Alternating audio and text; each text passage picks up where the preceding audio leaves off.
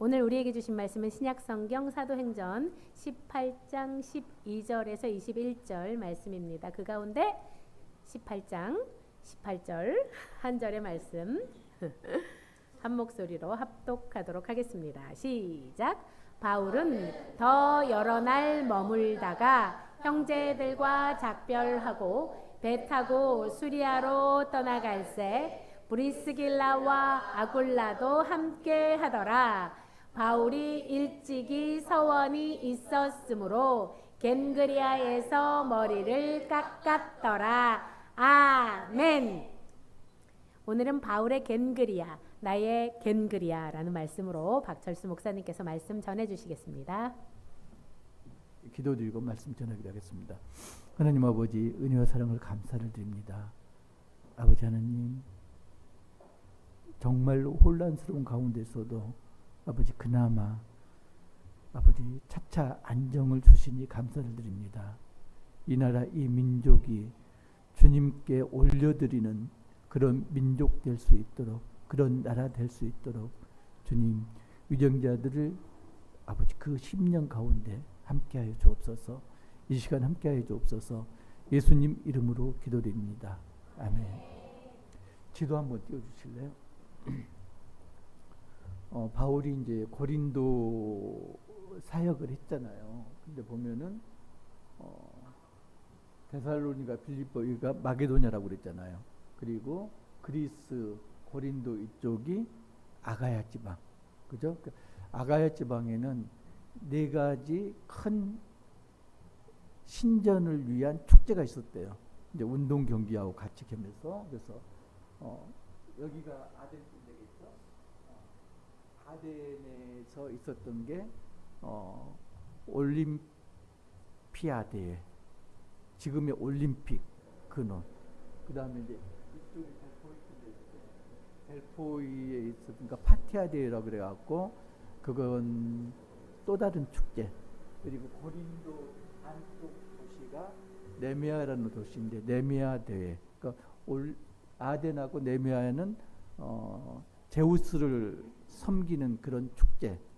델포이는 아폴로를 섬기는 그런 거. 그리고 고린도에도 축제가 있었습니다. 이스트미아라고. 그 축제는 누구냐면은 그 바다의 신 포세이돈, 그리고 아프로디테. 우리가 보통 비너스 그러잖아요. 바다 거푸면 바보 할 때 이야기했잖아. 그 바보 섬 앞에 바다 거푸면서 아프로디테가 태어났다. 그 아프로디테를 섬기는 축제. 그게 이제 고린도에 있었거든요. 그래서 이스트미아 대회는 특징이 뭐였냐면은 달리기 대회가 유명했대요. 달리기 대회. 그래서 바울이 고린도전서에서 그 달리기 대회를 인용해서 복음을 전하죠. 고린도전서 9장 24절 보면요. 제가 읽을게요. 운동장에서 다름질하는 자들이 다 달릴지라도 오직 상을 받는 사람은 한 사람인 줄을 너희가 알지 못하느냐. 너희도 상을 받도록 이와 같이 다름질하라. 다름질에서 우승은 몇 사람? 한 사람.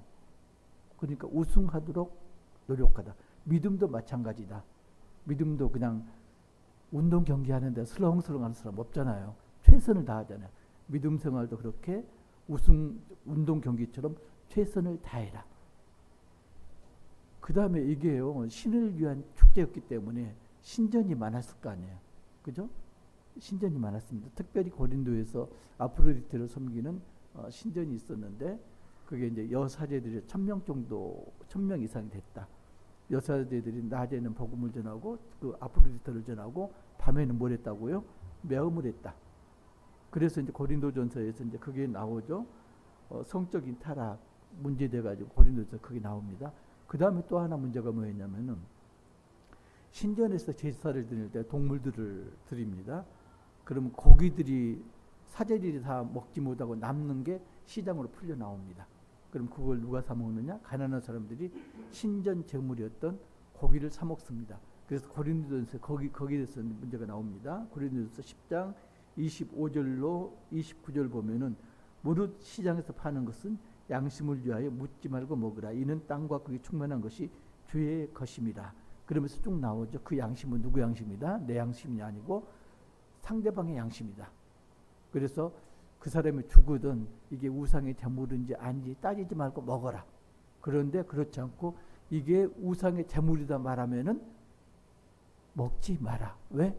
상대 연약한 믿음을 가진 상대의 양심을 위해서 먹지 말라. 고린도서 10장에서 그런 이야기를 합니다. 그게 이제 아프로디테 신전하고 연관되는 그런 이야기들이죠. 그래서 문제가 이제 뭐냐면은 그렇게 타락과 방탕과 음란으로 성행한 고린도에서 바울이 복음을 전했습니다. 그러다가 어떻게 됐나요? 유대인들이 바울을 고소합니다. 실제적인 문제가 뭐였죠? 제목은 그 로마의 정치적인 걸로 이렇게 고소를 했지만 실제적인 내용은 고린도 유대인들이 기득권이 있었다. 어떤 기득권? 자체적으로 여호와를 섬길 수 있는, 예배할 수 있는 그런 특권을 받았다. 그러니까 로마 황제를 위해서는 기도하지만 로마 황제를 섬기지는 않는다. 그 특권을 받았다.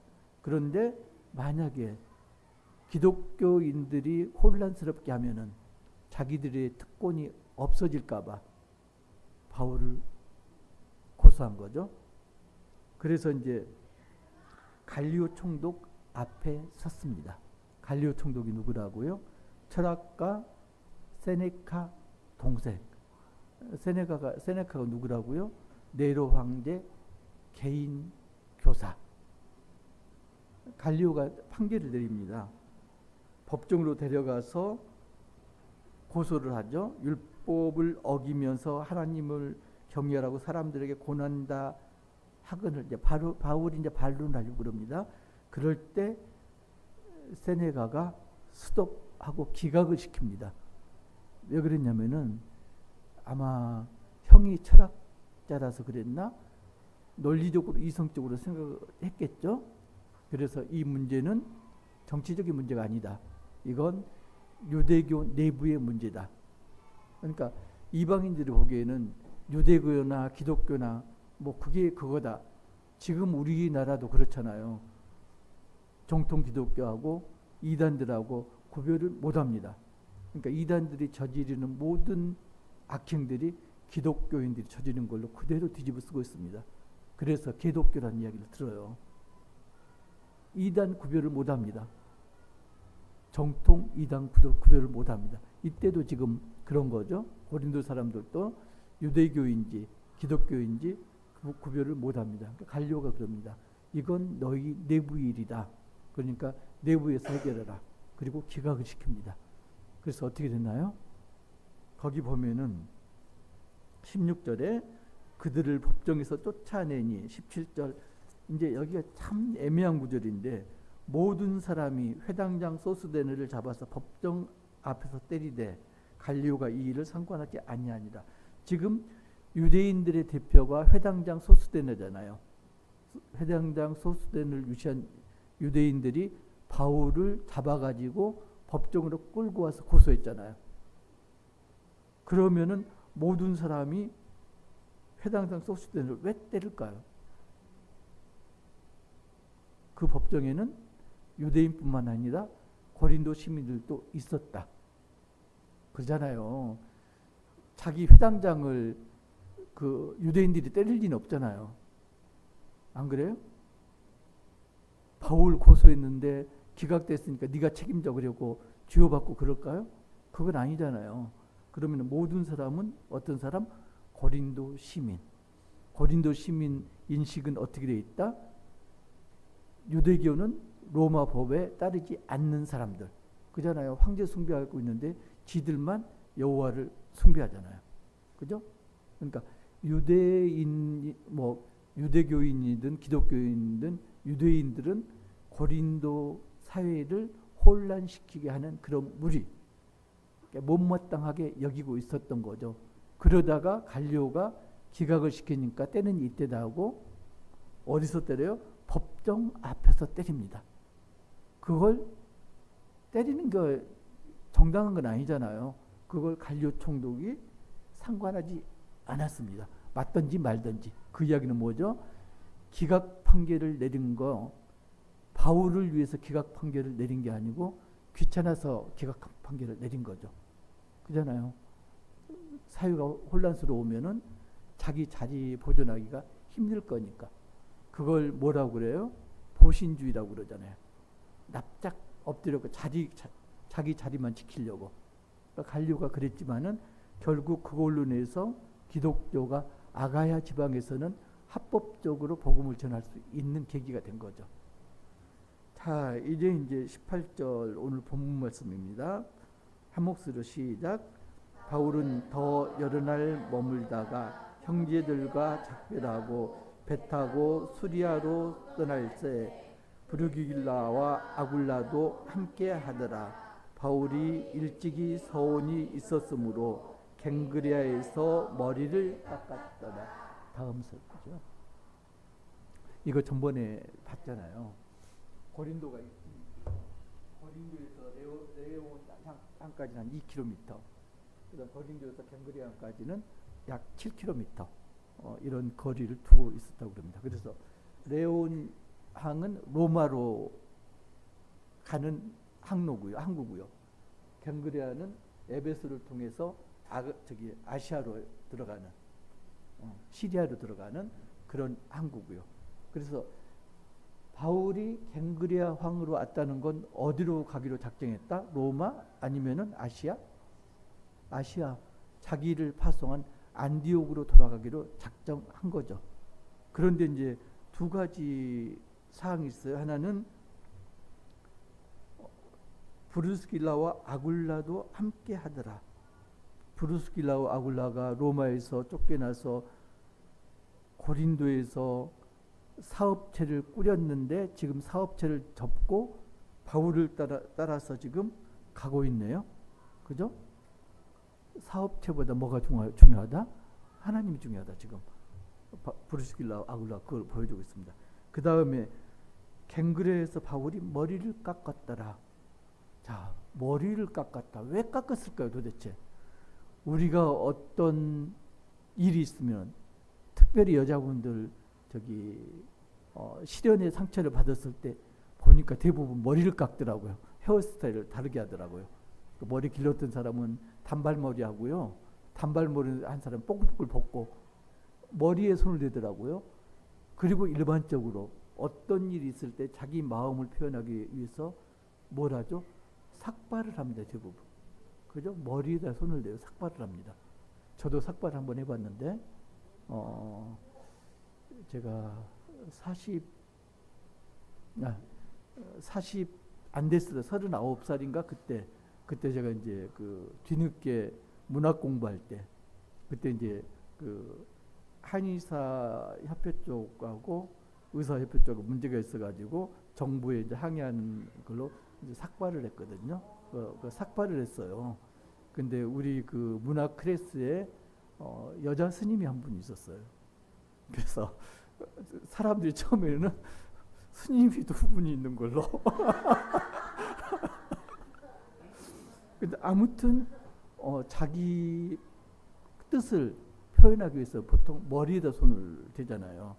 근데 바울이 그러면은 왜 머리를 깎았을 건가? 근데 그 이유를 말해요.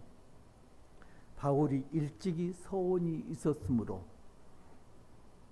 나시린에 서원할 때 머리에 손을 안 대잖아요. 머리를 깎지 않고 독주를 마시지 않고 그리고 시체에 손대지 않고 이런 나시린의 규례가 있잖아요. 그러면은 지금 갱그레아에서 머리를 깎았다는 이야기는 일찍이 서원이 있었다. 그 이야기는 갱그레아 이전에 바울이 서원을 했다. 근데 성경 어디에도 어느 때 어디에서 바울이 서원을 했다. 그 이야기는 안 나와요. 그러면 이제 추측을 하는 거죠. 나시린은 서원을 할 때 평생 서원을 하는 사람도 있고 단기적으로 서원을 하는 사람도 있다. 단기적으로 서원할 때는 대부분 1년 6개월 이상, 그러니까 최단 기간이 한 1년 6개월 정도다 이렇게 보는 거죠. 그러면은 바울이 일찍이 서원이 있었다. 서원한 게 언제다? 갱그레아 항구에서 배 타기 적어도 1년 6개월쯤 전에 서원을 했다. 그러면은 어떤 계기가 있어갖고 서운을 하는 거잖아요. 가만히 잘 살고 있는데 나 하나님께 서운하겠습니다. 이제는요 독주도 마시지 않고요, 이제는 정결하게 살고요, 이제는 머리도 깎지 않고, 안 그러잖아요. 그러면 어떤 계기가 있었을 건가? 그걸 이제 추적을 하는 거죠. 그래서 어떤 사람들은 아마도 2차 선교여행 떠나기 전에 예루살렘에서 서운했을 거다. 그러면은 1년 6개월은 훨씬 넘거든요. 또 한 부류는 그게 아니고 고린도에 도착했을 때 서운을 했을 거다. 그러면은 예루살렘 좀 가능성이 희박한 것 같고, 고린도에 도착했을 때 왜 바울이 서운을 했을 건가? 우리가 지난주에 봤던 거 보면은요,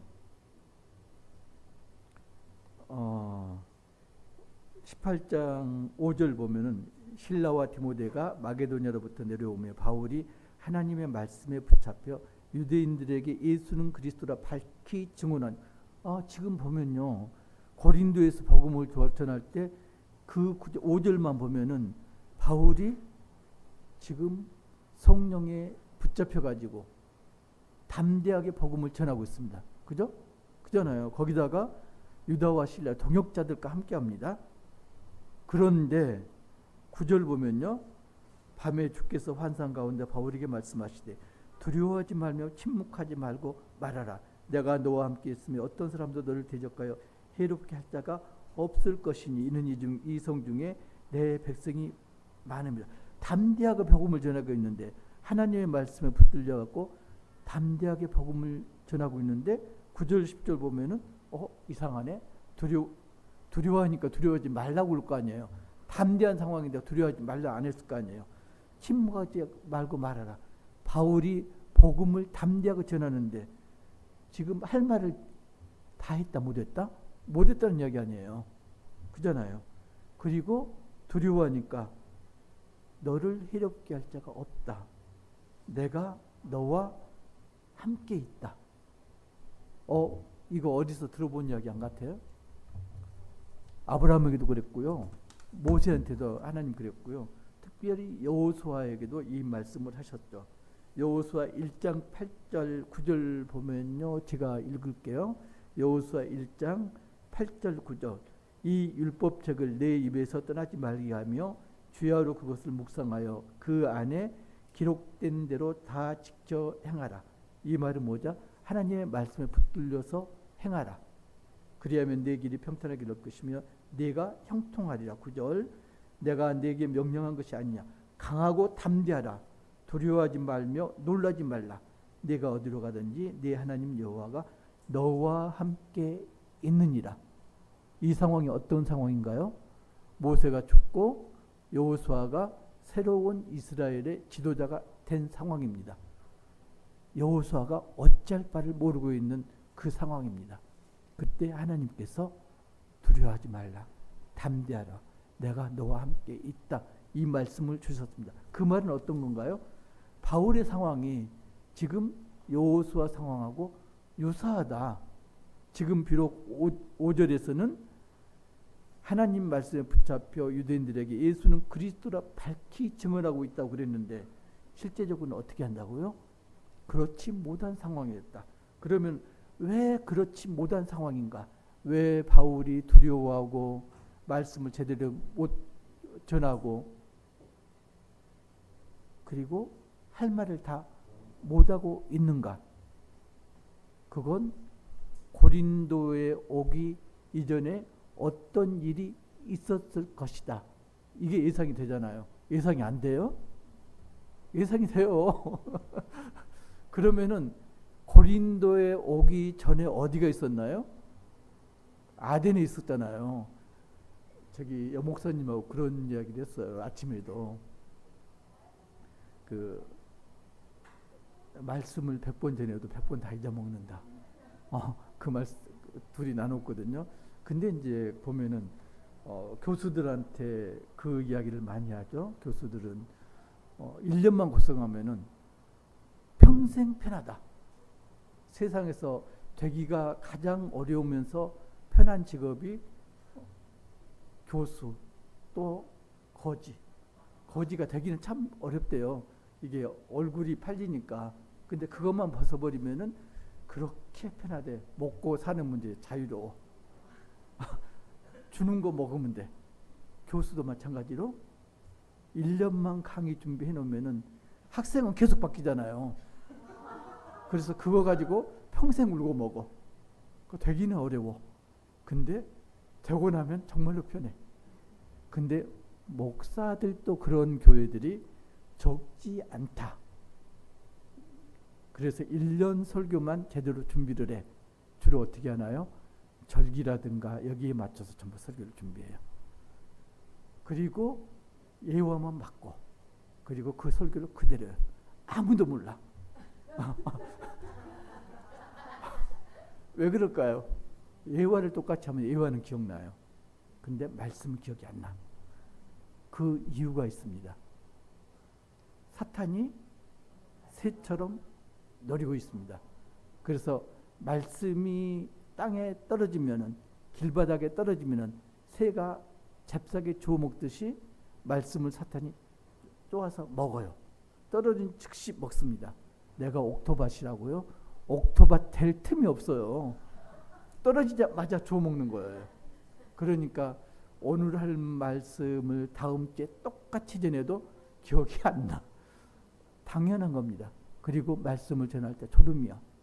누가? 사탄이가 그렇게 만든 거죠. 원래 그래요. 그래서 목사님과 그 이야기를 했어요. 그렇다. 근데 이제 제가 하나 이야기를 들었는데 어떤 이야기냐면은, 교수가 30년 된 교수가 30년 목회한 목사가 1년짜리 교수나 목사를 어떻게 볼까요? 존경할까요? 하찮게 보죠. 눈 아래로. 네가 목사야? 네가 교수야? 이러죠.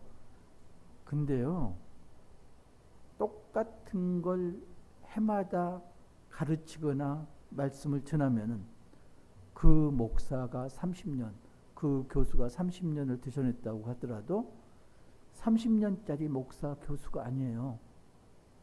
1년이에요. 1년. 그러니까 그 이야기는 뭔가요? 우리가 신앙생활을 하는데 발전이 없이 30년 신앙생활을 했다. 30년 믿음을 가진 게 아니고요. 1년 믿음을 가진 겁니다. 잘 생각하셔야 돼요.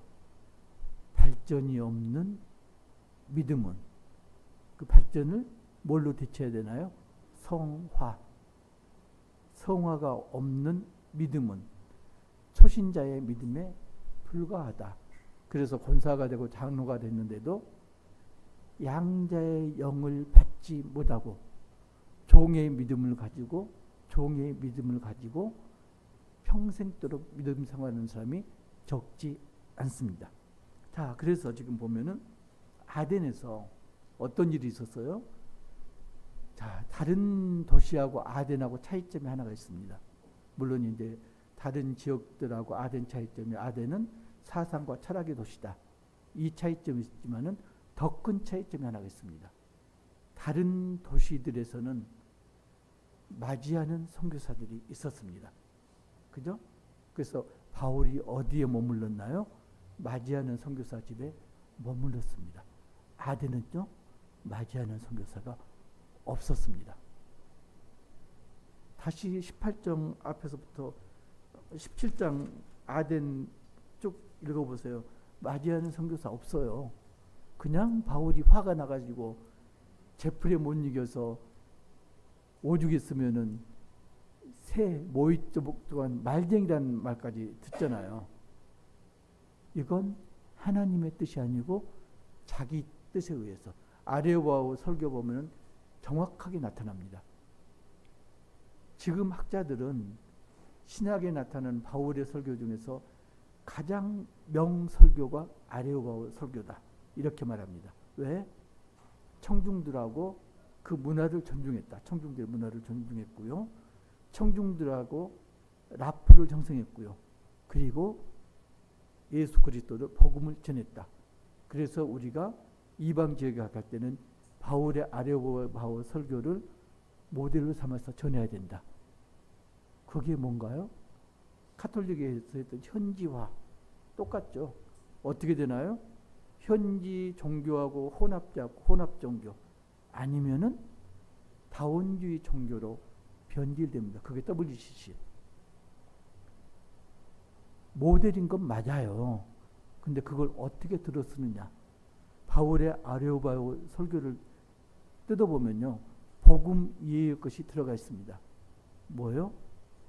거기 철학 부류들, 스토아 철학파들, 이 철학 부류들의 사상을 가져다가 변증을 합니다. 왜?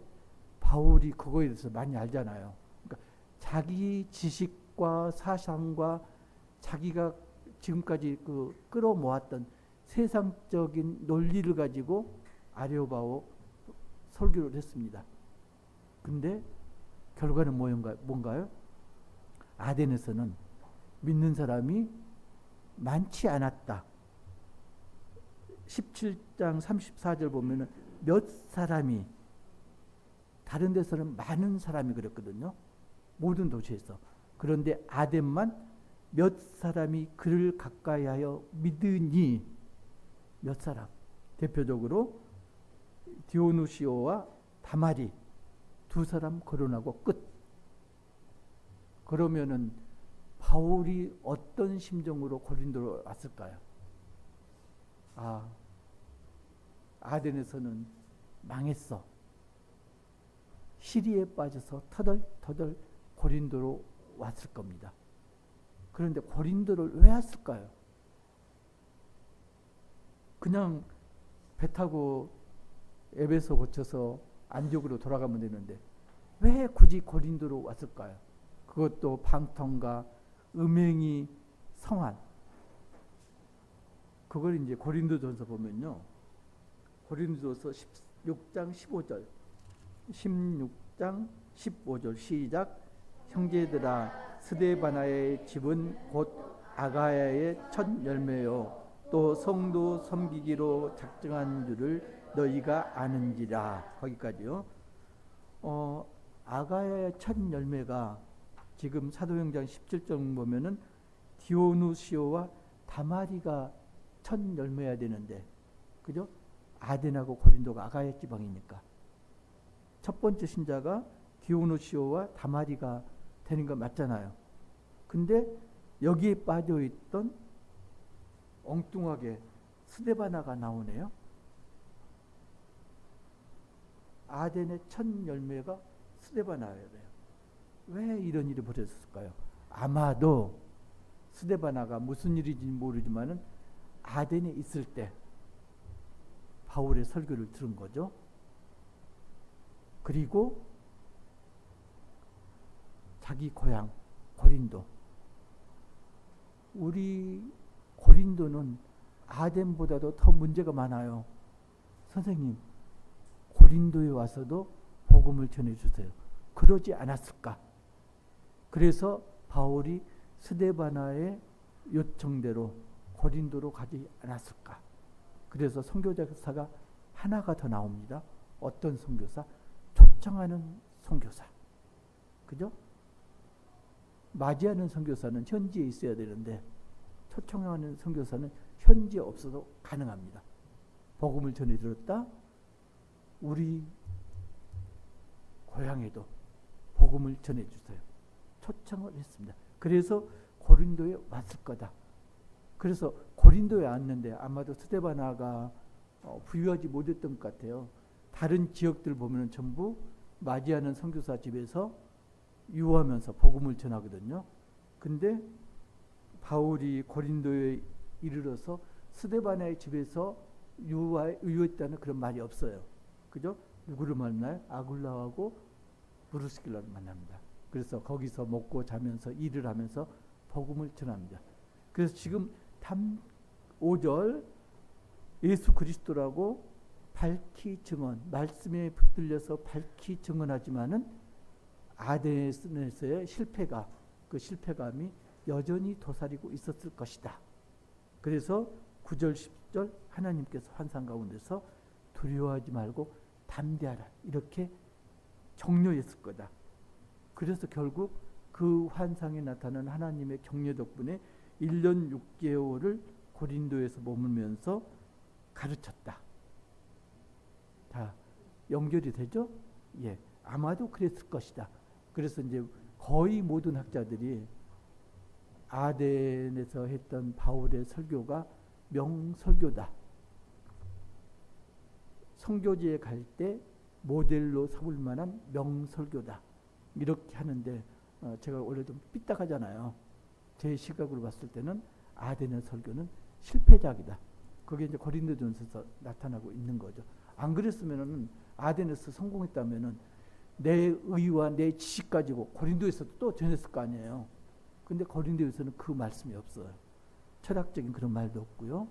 그 다음에 그 아덴에서 했던 설교 중에서는 그 당시 시인이라든가 명문장가들 말이 한 7번 들어갔다고 그래요. 세냐가 말도 한 5번 들어가 있고.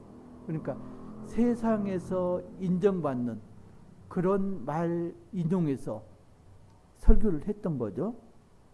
말씀으로 복음을 전해야 되는데 말씀 이외에 자기 지식, 세상에서 받아들일 만한 그런 지식, 지혜를 가지고 복음을 전한 거죠.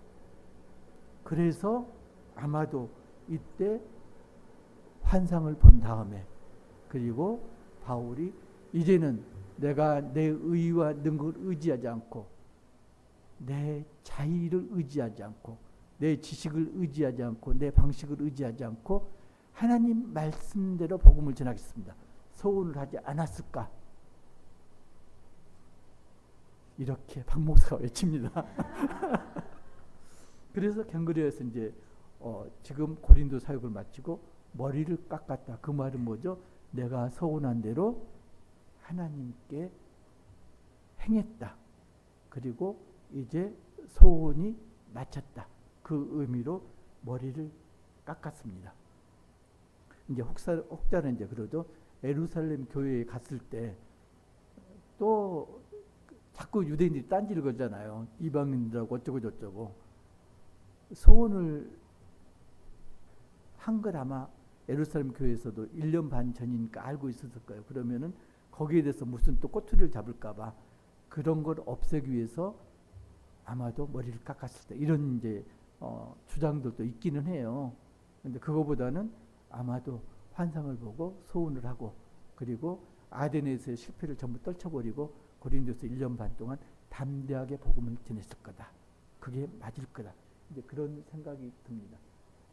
갱그레아 이제 여기서 지금 배를 탑니다. 근데 중요한 게 이제 브루스길라와 아굴라죠. 브루스길라와 아굴라가 바울을 따라서 갑니다. 자, 정말로 이제 중요해요. 여러분들에게 사업체 버리고 그다음에 집 버리고 목회자 따라가는 이야기는 안 합니다. 하면 큰일 나죠. 내 집도 중요하고 내 사업체도 중요합니다. 굉장히 중요해요. 근데 더 중요한 경우 뭐다? 보내는 사역자, 맞이하는 사역자 역할을 해야 된다. 지금 브루스길라와 아굴라는 그 사역자 외에 하나를 지금 더하고 있는 거죠. 뭐예요? 나가는 사역자 역할을 감당을 하는 거죠. 결국 이제 브루스길라와 아굴라는 에베소에 와서 바울 혼자만 떠나고 브루스길라 아굴라는 에베소서 교회를 형성해서 에베소 교회를 담당을 합니다. 거기서 사역을 합니다. 그러니까 굉장히 중요해요. 이게 그러니까 내가 어떤 포지션에 있는가 이게 중요합니다. 갱그레아는요. 그래서 갱그레아가 어떤 의미가 있냐면은 바울이 인생에서 두 차례 터닝 포인트가 있었는데 첫 번째 터닝 포인트는 어디? 다메섹 도상 회심하잖아요. 예수님께 회심하잖아요. 첫 번째 터닝 포인트. 두 번째 포인트가 어디냐? 터닝 포인트가 갱그리아. 뭔가요? 이제는 내 의와 능이 아니라 하나님의 말씀대로 행하겠습니다. 그래서 바울이 이제 그 다음부터 이야기하잖아요. 세상 지식이나 내가 가지고 있던 모든 지식 그게 뭐다? 배설물보다 못하다. 그렇게 이야기하잖아요. 큰 코를 당했거든요. 그런 다음에 깨달은 거죠. 자, 저도 이제 생각을 해봤습니다. 내 갱그리아가 어디 있을 건가? 제 갱그리아는 아마도 제2교회였던 것 같아요. 거기에서 어정쩡한 신분 정리하고 이제 손잡고 교회로 지금 넘어왔잖아요. 갱그리아가 그런 곳입니다. 여러분들은 이제 1차 믿음은 가졌는데 2차 믿음을 갖는 날마다 성화되는 그 포인트가 갱그리아입니다. 이미 갱그리아를 통과한 사람도 있을 거고요.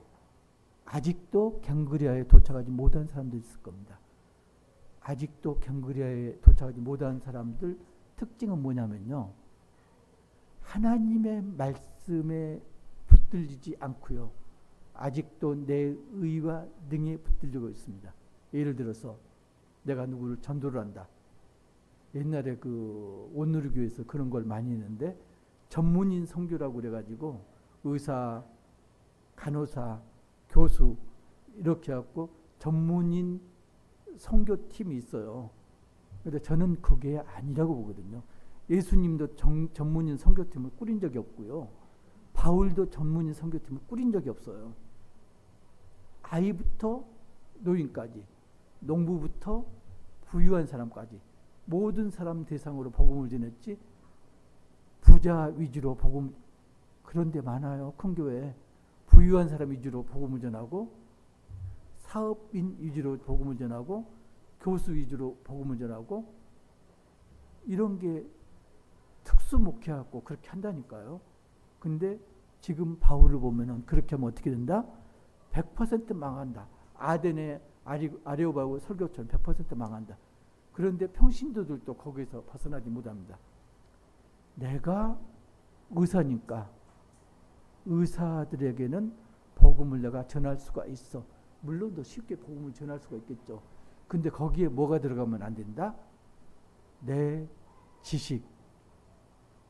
그러니까 복음만 전해야 되는데 어떻게 전한다? 의료적인 지식이라든가 이걸 통해서 복음을 전한다. 많이 해요. 저도 옛날에 그 기독 한의사 맡으면서 그걸 많이 해봤고 매개체로 이렇게 세미나 열어서 세미나 절반, 복음 절반. 나중에는 어떻게 돼요? 세미나 위주, 복음은 앞뒤에 기도. 이렇게 변질돼요. 전문인 선교 그렇거든요. 그러니까 평신도들이 복음을 전할 때도 그렇게 됩니다. 내가 옳다고 생각하는 방법, 그 방법으로 복음을 전합니다. 내가 술을 좋아해. 그럼 어떻게 한다고요? 내가 술에 대해서는 빠삭해. 술자리에 나가서 내 술에 대한 지식을 내보이면서 복음을 전해. 그럼 술 마시는 사람들이 나를 따라서 복음을 믿을 거야. 이런 사람 목사들도 있어요.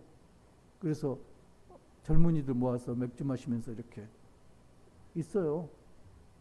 내가 골프를 좋아해. 골프장에 가서 골프를 치면서 한 수 가르쳐주면서 그러면서 복음을 전해야 되지. 있어요. 많다니까요. 내가 커피에 대해서는 아주 잘 알아. 그래서 커피에 대한 세미나 비스무리한 걸 개최하고 그리고 거기에 뭘 끼워 넣어? 복음을 끼워 넣어. 많아요. 특히 이단들에서 많죠. 성경 공부, 뭐 영어 회화, 심리 세미나 전부 그렇게 하고요. 거기에 슬그머니 복음을 끼워 넣어요. 이단들은 그렇다고 하더라도 우리는 그러면 안 되죠. 우리는 뭐만 전해야 된다? 복음만 전해야 된다. 그래서 바울이 그래서는 안 된다는 걸 깨닫고 갱그리아에서 머리를 깎았잖아. 서운을 하고 고린도 서운을 하고. 여러분도 저도 빨리 머리를 깎아야 됩니다. 그걸 지켜졌을 때 머리를 깎을 수가 있는 거예요. 머리를 못 깎았던 건 뭐? 아직도 내 마음속에 내 의와 능과 내 지식과 내 논리와 내 이론이 도사리고 있는 거죠. 그러면은 그게 어느 때 나타나요? 어느 때 나타날까요? 중요한 때 나타나요. 특별히 어느 때? 내가 정신이 없을 때. 그리고 내가 뭔가를 하려고 시도할 때. 그게 나타납니다. 그러면 어떻게 된다? 아덴이 망했듯이 망한다. 복음은 전해지지 않는다. 그래서 무식한 것 같은데 정말로 좋은 전도 방법, 우리가 싫어하는 뭐가 있을까요? 두 마디. 예수 천국, 불신 지옥. 이거 외에는 없습니다. 제가 해보니까요, 환자를 보는데 내가 자신 있으면은 말이 안 길어져요. 그냥 믿으세요. 고쳐드릴게요. 이거면 끝나거든요. 더 이상 말이 필요 없어요. 근데 애매해. 그러면은 말이 자꾸 길어져요. 그러면서 거기다가 이론 도입하고요, 논문 도입하고요, 이러이러했고 몇 퍼센트 확률이 있었고요, 누가 이걸 치료를 했는데 어느 병에서 치료했는데 이렇게 하니까 몇 퍼센트 치료가 됐고 호전된 거 몇 퍼센트고 이런 식으로 자꾸 말이 길어져요. 그러니까 병원에 갔을 때도요, 의사를 또 주의할 게 있네. 무식한 의사도 그럴 수 있어요. 무식한 의사도 나만 믿으세요 그럴 수 있는데 정말로 자신 있는 의사는 긴 말을 하지 않습니다. 믿으세요 한마디 딱 합니다. 자신이 없는 의사일수록 말이 길어집니다. 논문을 인용합니다. 치유 사례를 인용합니다. 누구도 이렇게 하고 나왔고요, 누구도 나왔고요. 그러면은 거기는 가면 안 됩니다. 많아요. 내가 특히 이제 돌팔이들 많죠. 내가 누구도 고쳤고요, 누구도 고쳤고요, 누구도 고쳤어요. 이제 보면은 한 명도 못 고쳤어요, 그 사람들. 그렇게 이야기하는 거죠. 목사도 마찬가지예요. 목사도 내가 누구도 전도했고 누구도 전도했고 그렇게 한 사람 한 사람 전도하는 것도 중요한데 그게 아니라니까요. 특수 목회라는 건 없다니까요. 어떻게 한다? 내가 아니고 하나님의 말씀에 붙들려서 복음을 전해야 된다. 그게 어떤 거다? 성화 과정이다. 성화 과정에 들어갔으면 어떻게 한다? 머리를 깎아야 된다. 우리 언제 삭발식 한번 할까요? 날 잡아가지고. 그렇게 바울처럼 이렇게 아덴 설교 때문에 침울하게 그리고 완전히 낙심한, 그게 왜 그랬다고요? 바울 자신의 지식과 논리 때문에 그런 거죠. 이겨먹으려고, 철학자들을 이겨먹으려고. 근데 결국 한 사람도 그 마음속에 복음이 들어가지 못했다. 어떤 때 복음이 들어간다? 예수 그리스도만 전할 때, 십자가만 전할 때, 부활만 전할 때 마음을 파고 들어간다. 나머지는 뭐다? 전부 배설물이다. 그렇게 복음을 전하는 주님의 제자 되기를 주님의 이름으로 축복합니다.